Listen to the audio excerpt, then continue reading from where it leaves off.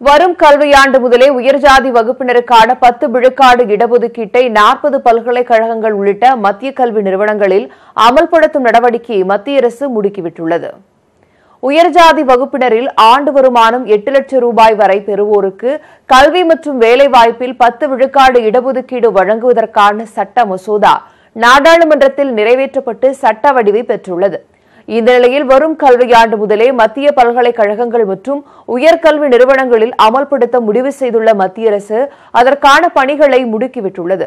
முதல் கட்டமாக JNU, TU, Visva Bharati உள்ளிட்ட 40 மத்திய பல்கலைக்கழகங்கள் மற்றும் மத்திய அரசு நிதியில் இயங்கும் உயர்கல்வி நிறுவனங்களுக்கு சுற்றறிக்கை அனுப்பப்பட்டுள்ளது. பல்கலைக்கழகங்களில் உள்ள மாணவர் சேர்க்கை இடங்கள் மற்றும் இடஒதுக்கீட்டை அமல்படுத்த தேவைப்படும் நிதி குறித்து அறிக்கை வழங்குமாறு பல்கலைக்கழகங்கள் அறிவுறுத்தப்பட்டுள்ளன. ஒவ்வொரு துறையிலும் இடஒதுக்கீட்டை அமல்படுத்தும் வகையில் மாணவர் சேர்க்கைக்கான இடங்களின் எண்ணிக்கையை ஜனவரி 31ஆம் தேதிக்கு அதிகப்படுத்தவும் பல்கலைக்கழகங்களை மத்திய அரசு கேட்டுக் கொண்டுள்ளது.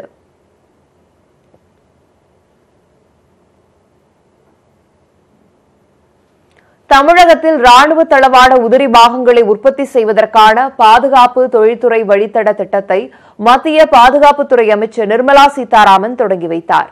இதன் மூலம் MGR ஜெயலலிதாவின் கனவை பிரதமர் மோடி நிறைவேற்றியுள்ளதாக அவர் குறிப்பிட்டார். திருச்சி, சென்னை, மதுரை, கோவை, ஒசூர், சேலம் ஆகிய நகரங்களை உள்ளடக்கி பாதுகாப்பு தொழில்துறை வழித்தட திட்டத்தை மத்திய பாதுகாப்புத்துறை அமைச்சர் நிர்மலா சீதாராமன் திருச்சியில் தொடங்கி வைத்தார். இந்நிகழ்ச்சியில் சுமார் 500 நிறுவனங்களின் நிர்வாகிகள் பங்கேற்றனர். தனியார், பொதுத்துறை என 10க்கும் மேற்பட்ட நிறுவனங்கள் சுமார் 3038 கோடி ரூபாய்க்கு ராணுவ தளவாட உதிரி பாகங்கள் உற்பத்தி செய்ய முதலீடு செய்துள்ளன. இந்நிகழ்ச்சியின் போது பேசிய அமைச்சர் நிர்மலா சீதாராமன், MGR ஜெயலலிதா காலத்தில் மத்திய அரசிடம் வைக்கப்பட்ட கோரிக்கைகளை பிரதமர் நரேந்திர மோடி நிறைவேற்றி வருவதாகவும் மாநில அரசின் ஒத்துழைப்போடு தமிழகத்தின் பல திட்டங்களை கொண்டு வர உள்ளதாகவும் கூறினார். புரட்சி தலைவர் MGR அவர்களுடைய கனவும் அம்மா அவர்களுடைய கனவும் திருச்சியை நல்ல முன்னேற்றணும் அப்படிங்கிற அந்த கனவும் நிறைவேற்ற வேண்டும் அப்படின்னு நம்மளுடைய அமைச்சர் நடராஜன் அவர்களும் அழகாக எடுத்து சொன்னார்.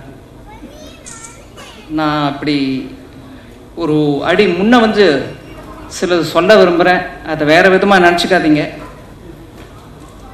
MGR ஐயா காலத்திலேருந்து அம்மா காலத்திலேருந்து மத்திய அரசில் நிறைய கேட்டு, ஆனா இன்னைக்கு அந்த கனவுகளை மோடி ஐயா தான் நடத்தி வைக்கிறார். நிகழ்ச்சியின் போது திருச்சி மேம்பால பணிகள் குறித்து நாடாளுமன்ற உறுப்பினர் குமார் குறுக்கிட்டு பேசினார். அதற்கு பதிலளித்த அமைச்சர் நிர்மலா சீதாராமன், திருச்சியில் ராணுவ இடத்தில் மேம்பாலம் அமைக்கும் திட்டத்திற்காக மாற்று இடம் கொடுத்தால் ராணுவ இடத்தை 2 நாட்களில் வழங்க தயார் என தெரிவித்தார். அப்போது மாற்று இடம் கொடுக்க பரிந்துரைக்கப்பட்டு 6 மாதம் ஆனதாக அமைச்சர் வெல்லமண்டி நடராஜன் குறுக்கிட்டு விளக்கமளிக்க மேடையிலேயே சமாளித்தார் நிர்மலா சீதாராமன். எனக்கு தெரிஞ்சு இங்க நான் திருச்சிக்கு வரேன்ன உடனே ரொம்ப பயந்து எல்லாத்தையும் ரெக்கார்டு காட்டுங்க, ஏதாவது பெண்டிங் இருக்கா, நான் போய் அங்க நிக்கணும்னா பயமா இருக்குன்னு சொல்லிட்டு பார்த்தா இப்ப வரைக்கும் ஒன்றும் இல்லைங்க. ஆனா மந்திரி ஐயா சொல்லிருக்காரு, நான் அதை லைட்டா எடுக்க முடியாது. ஸோ அமைச்சர் சொன்னதுக்கு ஏற்ப நான் போய் நாளைக்கே அந்த மாதிரி ஏதாவது வந்திருக்கா அப்படின்னு கேட்டு சொல்றேன்.